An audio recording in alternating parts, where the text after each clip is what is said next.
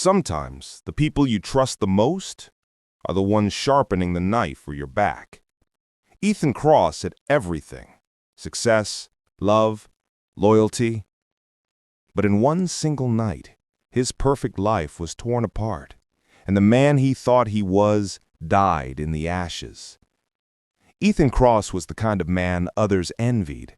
At just 32, he was one of New York's most promising architects. His designs touched the skyline, his name carried weight, and his future seemed unstoppable. But what made his life truly enviable wasn't the money or the fame, it was the people around him. Clara, his wife, was the kind of woman who could silence a room with her presence. Graceful, intelligent, and endlessly supportive, she was Ethan's anchor. And then there was Daniel, his best friend since childhood. Loyal, dependable, the brother Ethan never had. Together they were unshakable, or so he thought. The night of the celebration should have been the happiest of Ethan's life. His latest project had just been approved, a skyscraper that would redefine the city's horizon. Friends, colleagues, and loved ones gathered in his home to toast his success. Laughter filled the air, glasses clinked, and Ethan felt untouchable. But beneath the glow of champagne and candlelight, shadows moved. He noticed it only for a second. Clara's hand brushing Daniel's arm, Daniel's eyes lingering too long on her smile. He dismissed it. After all, these were the two people he trusted most. What reason did he have to doubt them? Hours later, the celebration ended. Guests left, the house grew quiet, and Ethan stepped out for a late-night call with a client. It was supposed to be quick, but when he returned, something felt wrong. The lights were dim, the air heavy, and from the upstairs room came whispers, soft, hurried, intimate. He pushed the door open, and in that instant his world collapsed. Clara, Daniel, together. The betrayal didn't scream, it whispered. It was in the way Clara's eyes widened with guilt, in the way Daniel's face drained of color. Ethan didn't shout. He didn't rage. He just stood there, frozen, as the life he had built crumbled in silence. But fate wasn't finished with him yet. That same night, as if the universe itself conspired against him, Ethan's dream house, the very symbol of his success, was consumed by fire. Flames devoured the walls, smoke choked the air, and by dawn, nothing remained but ashes. The investigators called it an accident. Ethan knew better. He had lost everything: his home, his reputation, his trust. But as he stood in the ruins, the fire still smoldering around him, something inside Ethan Cross was reborn.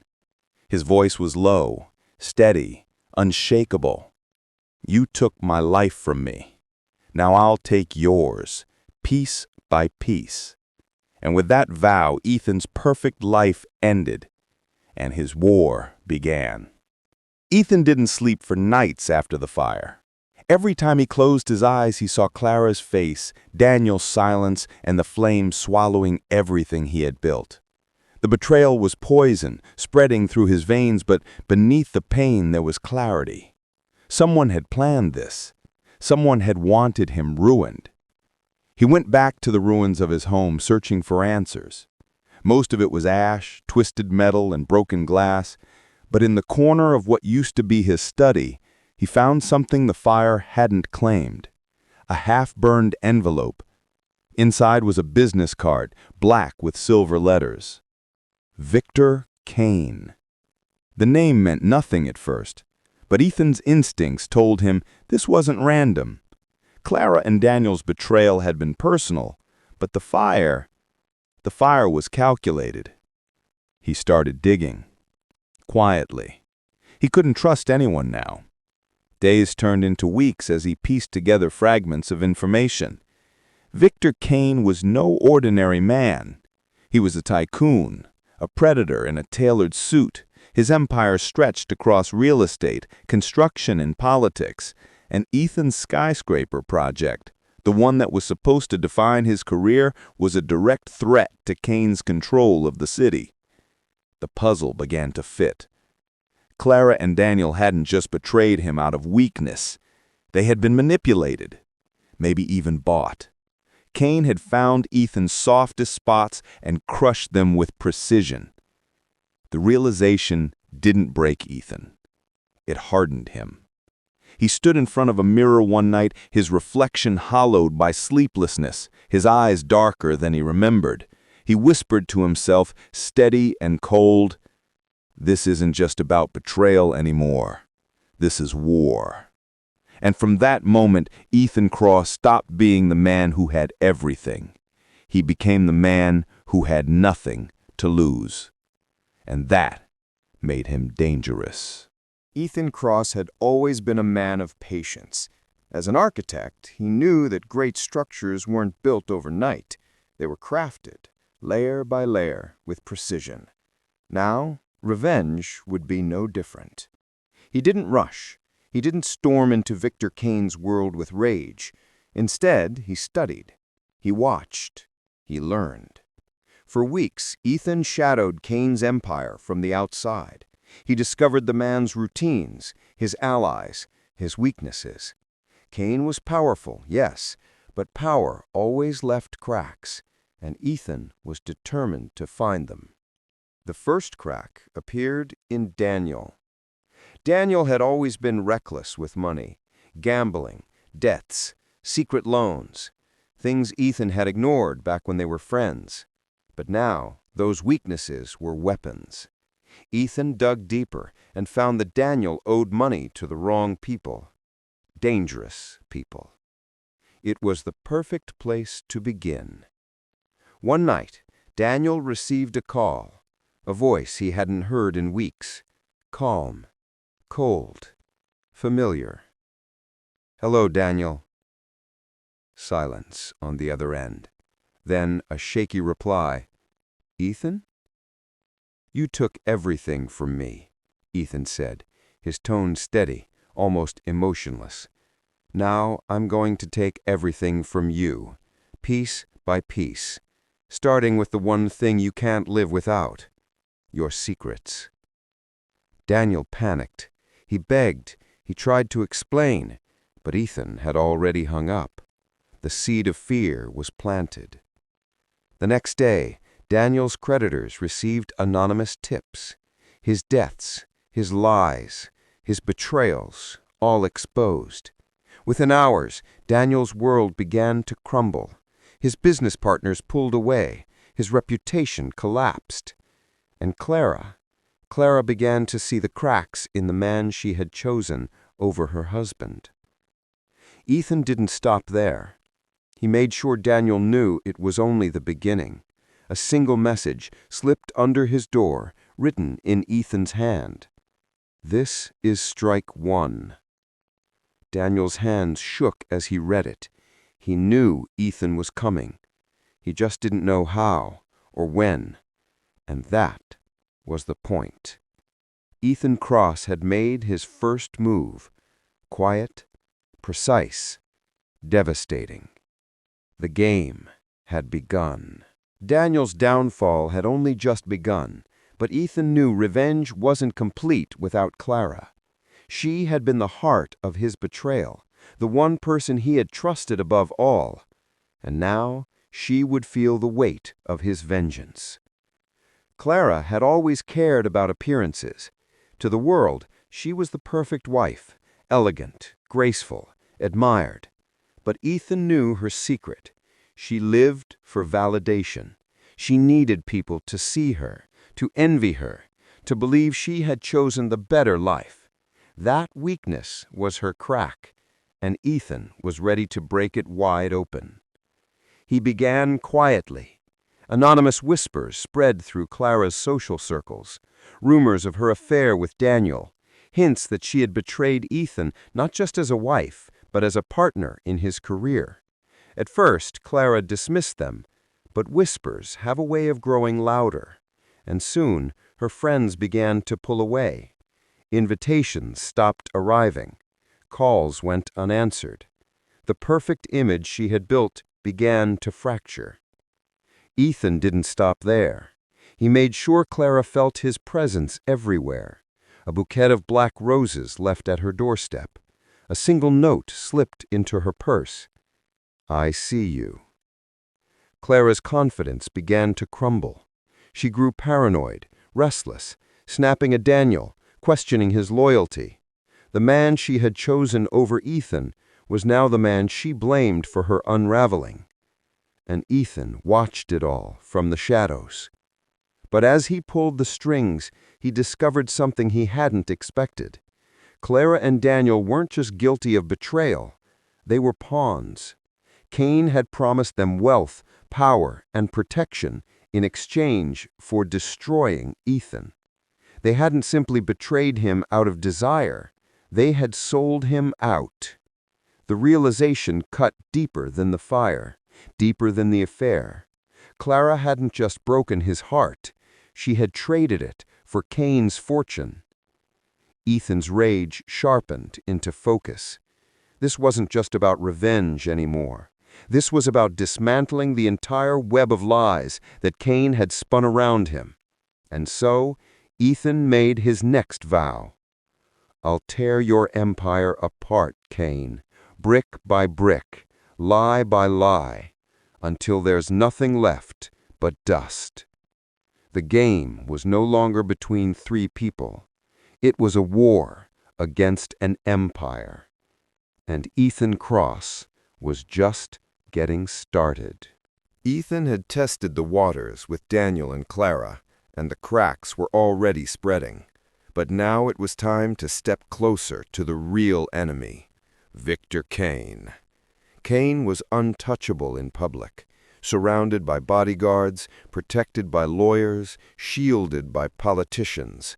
But Ethan knew that no empire was flawless. Every fortress had a hidden door, and Cain's was greed. Through weeks of watching, Ethan discovered Cain's obsession, secret land deals hidden under shell companies, designed to expand his empire quietly. If exposed, those deals could ruin him. But Ethan wasn't ready to destroy Cain yet. No, he wanted Cain to feel hunted. So Ethan set the first trap. He created a false company, a ghost on paper, and slipped it into Cain's world like bait. The deal looked perfect: prime land, hidden from competitors, a chance for Cain to expand his empire without anyone noticing. Ethan made sure the offer reached Cain's desk through the right channels, disguised as opportunity. And Cain took it. Within days, Cain's men were moving money, signing papers, securing what they thought was a secret victory. But every step they took, Ethan was watching. Every signature, every transfer, every whispered conversation, it all led back to him. Meanwhile, Daniel and Clara began to feel the pressure. Cain had promised them protection, but now Cain was distracted, chasing Ethan's bait. Clara grew restless, Daniel grew paranoid, and their alliance began to fracture. One night, Daniel confronted Clara. His voice shook with fear. "You don't understand, Clara. He's not the same man anymore." "Ethan, he's everywhere. He's in my head. He's in yours. He won't stop." Clara tried to dismiss it, but deep down she felt it too. The roses, the whispers, the silence in the night. It was Ethan, always Ethan. And while they argued, Ethan stood on a rooftop across the city, watching Cain's men sign away their future. He whispered to himself, calm and steady, "The trap is set. Now let's see who walks into it first." For the first time since the fire, Ethan smiled, not with joy, but with purpose. The hunter had chosen his ground, and the prey was already walking into his cage. Ethan's trap was working. Victor Cain's men had walked straight into his false deal, and Daniel and Clara were unraveling under the weight of paranoia. But revenge, Ethan was beginning to realize, never came without a price. The first sign came quietly. A man named Richard Hale, an innocent junior architect who had once worked under Ethan, was suddenly fired from Kane's company. His only crime was being linked to Ethan's old project. Within days, Richard's reputation was destroyed, his career in ruins. Ethan hadn't meant for that to happen, but Kane's paranoia was spreading like wildfire, burning anyone remotely connected to Ethan. Then came something worse. One night, Ethan followed Kane's men to a warehouse on the edge of the city. He expected to find documents, money, maybe weapons. Instead, he found fear. Inside, a group of workers, ordinary men and women, were being threatened, forced to sign papers that would strip them of their homes. Kane's empire wasn't just built on power, it was built on crushing the powerless. Ethan watched from the shadows, his fists clenched. He wanted revenge, but seeing innocent lives destroyed because of his war twisted something inside him. For the first time, he questioned himself. Was he becoming like Cain? Was his vengeance turning him into the very monster he hated? But then he remembered Clara's betrayal, Daniel's lies, the fire that had stolen his life, and above all, Victor Kane's name stamped on the ashes of his home. No, this wasn't the same. Cain destroyed lives for profit. Ethan would destroy Cain for justice. Still, the cost weighed on him. Every move he made, every trap he set, dragged more people into the storm. And storms never chose their victims. That night, Ethan left the warehouse with a new vow. His revenge would continue, but he would not let innocence pay the price. If Cain wanted a war, Ethan would fight it, but he would fight it on his own terms. As he walked into the darkness, his voice was steady, cold, unshakable. You took my life, Cain, but I won't let you take theirs. This ends with you and me. The war was no longer just about betrayal. It was about balance, about justice, about making sure the empire of Victor Cain collapsed without dragging the innocent down with it. Ethan had been moving like a shadow, silent, precise, relentless. But even shadows can't escape the past. One evening, as he sifted through stolen documents from Kane's fake land deal, a voice broke the silence. It's been a long time, Ethan. He froze. That voice was impossible. It belonged to someone he hadn't seen in years. From the doorway stepped Adrian Cole, a man Ethan once trusted like a brother. Years ago, they had worked side by side, building dreams out of steel and glass. But Adrian had vanished after a scandal, accused of embezzlement, leaving Ethan to face the fallout alone. Ethan had believed Adrian was gone forever, yet here he was, alive, standing in the shadows of Ethan's war. Ethan's voice was cold. Why are you here? Adrian smirked, but his eyes carried the weight of regret. Because Cain isn't just your enemy, he's mine too. Ethan didn't trust him. He couldn't. Adrian had betrayed him once before, disappearing when Ethan needed him most. But Adrian spoke with a conviction Ethan couldn't ignore. Cain framed me, Ethan. He destroyed my career, my name, everything, just like he's doing to you now. You think you're the only one he's broken? You're not.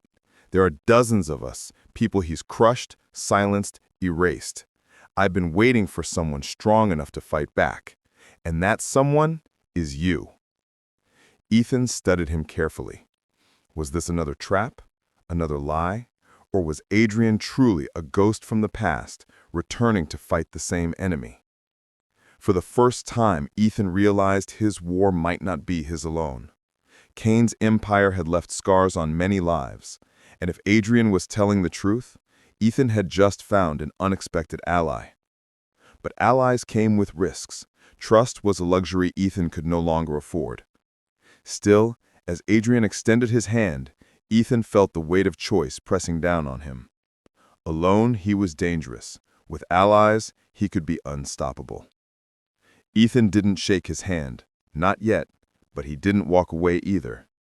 Instead, he whispered, steady and sharp, "If you're lying to me, Adrian, I'll bury you myself." Adrian only nodded. Fair enough. And just like that, the ghost from Ethan's past stepped into his present war. Ethan had allowed Adrian Cole back into his world, but trust was a fragile thing. Every move they made together against Cain carried the weight of old wounds. Ethan watched him closely, testing his loyalty, waiting for the moment the mask might slip. For a while, Adrian proved useful. He had contacts, information, and a deep knowledge of Cain's operations. Together they began dismantling small pieces of Cain's empire, exposing corrupt officials, sabotaging shipments, leaking documents. Cain's grip on the city began to loosen, and for the first time, Ethan felt the tide turning. But then, something didn't add up. One night, Ethan intercepted a message meant for Cain's men. It was coded, but Ethan recognized the handwriting instantly. Adrian's. The words were simple, but devastating. "He's moving against you. I'll keep him close." Ethan's chest tightened. The ghost from his past hadn't come back to fight alongside him. He had come back to betray him again. The realization was a knife twisting deeper than Clara's betrayal, deeper than Daniel's lies. Adrian hadn't just betrayed him once, he had been playing both sides all along, feeding Ethan just enough truth to earn his trust, while secretly delivering his every move to Cain. Ethan's rage was silent, cold, controlled. He didn't confront Adrian immediately. No, he let the game continue, pretending not to know, watching Adrian dig his own grave. But inside, Ethan's vow grew darker. "You fooled me once, Adrian. Never again. This time, when I bury you, it will be permanent." The war had shifted again. Cain was still the enemy, but now Ethan faced betrayal on two fronts. Clara and Daniel had broken his heart. Adrian had broken his trust. And Ethan Cross was done forgiving. The hunter had become the hunted, but Ethan was ready to turn the hunt back on them all. Victor Cain's empire had always seemed untouchable. Steel towers, endless money, politicians in his pocket. But Ethan knew that empires didn't collapse with one strike. They crumbled piece by piece, from the inside out. And now the cracks were spreading. Ethan began leaking Cain's secrets to the press, hidden accounts, illegal land grabs, politicians bought with blood money. Each revelation hit like a hammer, shaking Cain's foundation. Investors pulled away, partners grew nervous. The city that once bowed to Cain began to whisper his name with fear, not respect. Daniel felt it first. His debts grew heavier, his allies abandoned him, and Cain's protection began to fade. Clara, desperate to hold on to the life she had chosen, clung to Daniel, but their bond was rotting. Every night ended in arguments, every morning in silence. And Adrian played his double game, feeding Cain information while pretending to stand at Ethan's side. But Ethan was no fool. He let Adrian believe he was winning, all the while preparing the knife for his back. The real blow came when Ethan exposed Cain's most prized project, a luxury development built on stolen land. Families had been forced out, their homes burned, their lives erased. The revelation spread like wildfire. Protests filled the streets. Cain's name was dragged through the mud. For the first time, Victor Cain felt fear. He tightened his grip, lashing out at anyone who dared oppose him. But the harder he squeezed, the more his empire slipped through his fingers. And Ethan watched it all, silent, relentless, patient. From the rooftop of a half-finished building, he looked down at the chaos he had unleashed. The city was turning against Cain. The empire was falling. But Ethan knew this was only the beginning. I won't just take your empire, Cain. I'll take your soul. The hunter had struck again, and the empire of Victor Cain was beginning to collapse. Ethan had been striking from the shadows, dismantling Cain's empire piece by piece. But predators don't stay blind forever, and now Victor Cain had turned his gaze directly on Ethan. It began with silence. The leaks Ethan had been feeding to the press suddenly stopped working. Journalists who once answered his calls now avoided him. His contacts disappeared. One by one, doors that had been open slammed shut. Cain's influence was tightening around him like a noose. Then came the message. A single envelope slipped under Ethan's door. Inside was a photograph, grainy, black and white. It showed Ethan standing on a rooftop, watching Cain's men. The same night he thought he had been invisible. On the back, 3 words were scrawled in red ink. I see you. For the first time since the fire, Ethan felt the weight of being hunted. Cain wasn't just reacting anymore, he was moving first. Within days, Ethan noticed shadows following him, cars parked too long outside his safe house, strangers lingering in alleys. Cain's men were everywhere, watching, waiting. And then came the strike. One night, as Ethan returned to his hideout, the silence shattered. Gunfire ripped through the walls, bullets tearing into the darkness. Ethan dove for cover, his heart pounding, the air thick with smoke and splinters. He barely escaped through the back, vanishing into the night, with nothing but the clothes on his back. Cain had sent a message of his own. Ethan Cross was no longer the hunter, he was prey. But fear didn't break Ethan, it sharpened him. Standing in the rain, blood on his hands, breath ragged, Ethan whispered to himself, "You want me, Cain? Then come and get me. But understand this, I don't run, I fight." The war had shifted. Cain wasn't hiding anymore, he was hunting.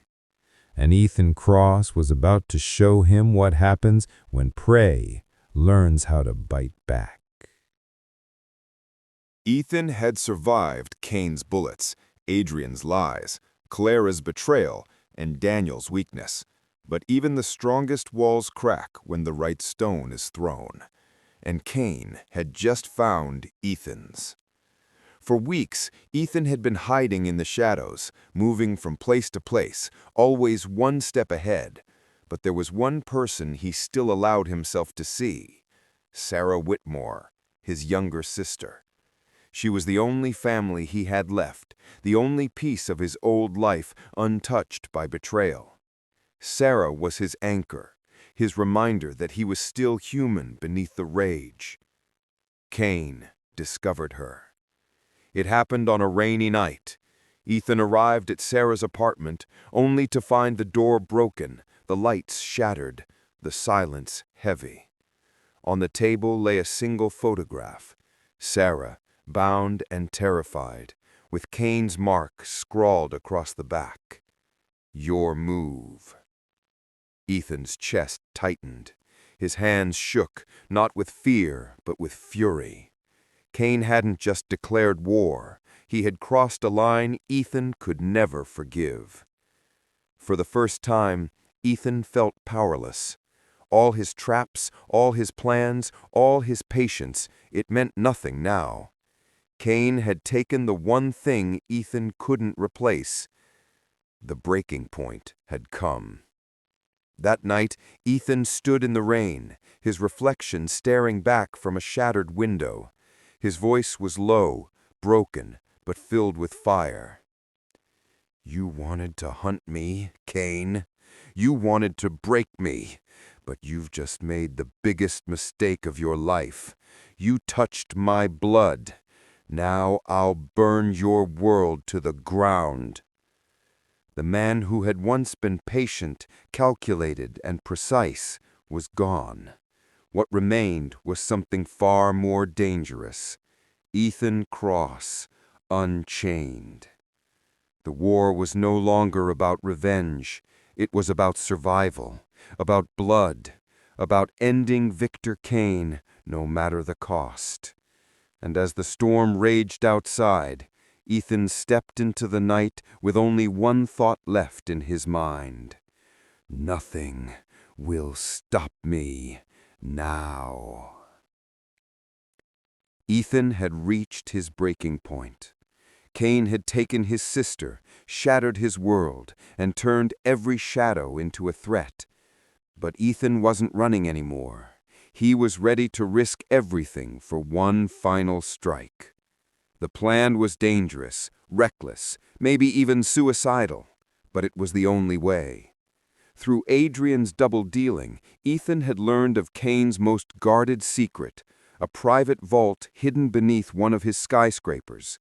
Inside were the documents, recordings, and evidence that tied Cain to every crime he had ever committed. If Ethan could get his hands on it, Cain's empire would collapse overnight. But Cain knew the vault was his weakness. It was guarded like a fortress, protected by men who would kill without hesitation. Breaking in meant walking straight into the lion's den. Ethan didn't care. He spent days preparing, blueprints stolen, guard rotations memorized, escape routes mapped. Every detail mattered because one mistake meant death. On the night of the strike, Ethan moved like a ghost through the city. Dressed in black, silent as the rain, he slipped past Cain's men and into the belly of the skyscraper. Every step echoed with the weight of his vow. He reached the vault, heavy steel, biometric locks, layers of security. But Ethan had planned for this.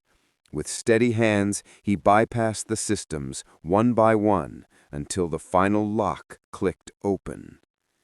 Inside, shelves of files, hard drives, and recordings stretched before him.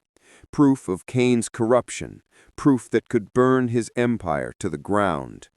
But as Ethan reached for the evidence, a voice cut through the silence. "Going somewhere, old friend?" Adrian. He stepped out of the shadows, a gun in his hand, betrayal written across his face. Ethan's jaw tightened. He had expected this. He had counted on it. Because this wasn't just a mission to steal Cain's secrets. It was a trap for Adrian. Ethan turned slowly, his voice calm, steady, unshaken. "I knew you'd come. That's why I let you lead me here." Adrian's smirk faltered. For the first time, doubt flickered in his eyes. The final gambit had begun. Ethan wasn't just fighting for revenge anymore. He was fighting for survival, for justice, for the end of every lie that had destroyed his life. The vault was supposed to be Ethan's victory, proof of Cain's crimes, the weapon that would end his empire. But instead, it became a battlefield. Adrian stood there with a gun in his hand, betrayal etched into every line of his face. For a moment, the two men stared at each other, once brothers, now enemies bound by lies. "You never learn, Ethan," Adrian sneered. "You trust too easily. That's why Cain will always win." Ethan's voice was calm, steady, unshaken. "No, Adrian, that's why you'll always lose, because men like you sell their souls for scraps. Men like me, we fight until there's nothing left." The standoff was broken by chaos. Cain's men stormed the vault, weapons raised, shouting orders. Bullets tore through the air, shattering steel and glass. Ethan dove for cover, returning fire with precision. Adrian fought too, but not for Ethan. He fought for himself, desperate to survive. In the crossfire, Ethan reached the shelves of evidence. He grabbed what he could, files, drives, anything that would expose Kane. But as he turned, he saw Adrian, cornered, bleeding, his gun empty. For a moment, Ethan hesitated. This was the man who had betrayed him twice, the man who had delivered him to Kane. But in that instant, Ethan remembered something Adrian had said. Kane destroyed me too. And Ethan realized the truth. Adrian wasn't loyal to Kane. He wasn't loyal to anyone. He was a survivor, trapped in the same web of lies. Ethan dragged him out of the line of fire. Together, they fought their way through the vault, side by side, blood and bullets, binding them in a way trust never could. When they finally escaped into the night, battered and broken, Adrian looked at Ethan with something close to respect. "You should have left me," he said, coughing blood. Ethan's reply was cold, but resolute. "No, because this isn't about you anymore. It's about Kane, and until he's gone, we bleed together." Adrian nodded, and in that moment, a silent oath was made, not of friendship, not of trust, but of blood. They would bring Kane down or die trying. The war had entered its final stage, and Ethan Cross was ready to finish it. Ethan thought he finally understood the game. Kane was the enemy. Adrian was the traitor turned reluctant ally. Clara and Daniel were pawns who had already paid their price. But the truth was far darker than he imagined. Because the real mastermind had been hiding in plain sight. It happened after the vault escape. Ethan and Adrian regrouped, battered but alive, clutching the evidence that could destroy Kane. They needed a safe place, somewhere Kane's men wouldn't look. Against his better judgment, Ethan reached out to the one person he thought he could still trust, his sister, Sarah. But when he arrived, Sarah wasn't there. Instead, Clara was waiting. She stood in the dim light of the apartment, calm, composed, almost regal. Not the broken, paranoid woman Ethan had been tormenting for weeks. No, this Clara was different, stronger, colder. "Surprised to see me?" she asked, her voice steady. Ethan's chest tightened. "Where is Sarah?" Clara smiled faintly. "Safe, for now. But you should know the truth, Ethan. Kane was never the mastermind. He was just the weapon. The real architect of your downfall was me." The words hit harder than any bullet. Clara explained everything, how she had grown tired of living in Ethan's shadow, tired of being the wife of a man the world admired while she was invisible. Kane had offered her more than money. He had offered her power. And Daniel? He was nothing but a distraction, a convenient pawn to keep Ethan blind. Every step, every betrayal, every fire, it had all been Clara's design. Kane had executed it. Adrian had played his part, but the strings had always been in her hands. Ethan's heart pounded, not with grief this time, but with pure, unfiltered rage. "You destroyed me," he whispered. "No," Clara replied coldly. "I created you. The man standing here now, the hunter, the avenger, that's my creation. Without me, you'd still be the weak little dreamer building towers for other men to own. I gave you purpose." Ethan's fists clenched. His voice was low, deadly. "You made one mistake, Clara. You thought breaking me would end me, but all you did was forge something you can't control." For the first time, Clara's smile faltered. The last betrayal had been revealed. The woman Ethan once loved was the true mastermind, and now the final confrontation was inevitable.